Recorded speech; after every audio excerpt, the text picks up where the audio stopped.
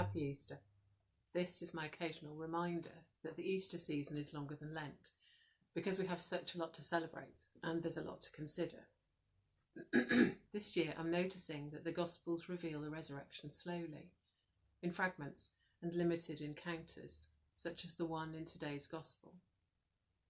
Cleopas and his friend hear the women's account of an empty tomb and a rumour that Jesus has risen, yet none of it makes any sense.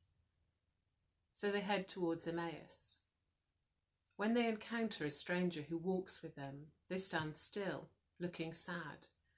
There's a tenderness in that moment, a stillness, and then the words come. They pour out their disappointment, the shattered fragments of their expectations, their belief in Jesus as a prophet of word and deed before God and the people.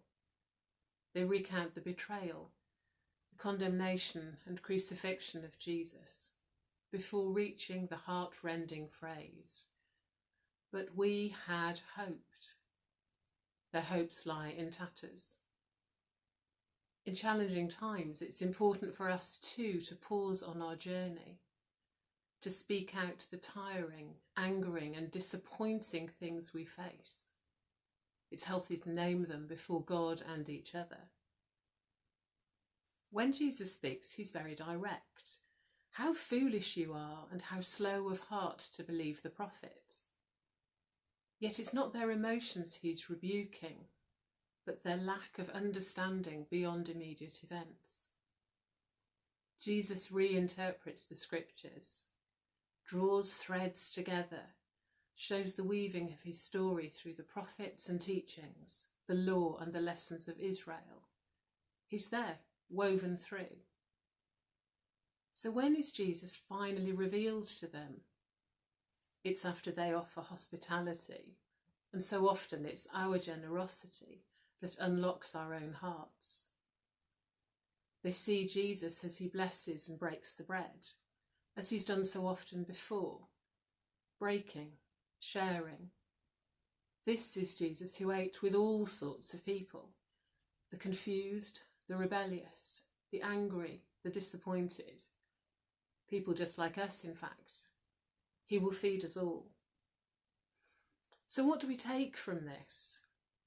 Cleopas and his friend had lived through trauma, and they'd reached a stage of lament, a cry to God in their pain and their upset. Jesus walks with them, listens, just as he walks with us and hears our story. He invites them to lean in and listen to his teaching, and then to lean back in order to see the reframing of their experience within God's eternal plan.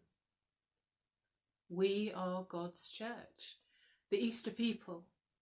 We have the benefit of knowing the Easter story, and yet so often we forget that we're woven into this Easter hope. It's only a few weeks since Easter, and yet we can allow ourselves to be distracted and distanced from this truth. And so we hear today in the letter from 1 Peter, through Jesus we've come to trust in God, who raised him from the dead and gave him glory, so that our faith and hope are set on God. Thanks be to God. Amen.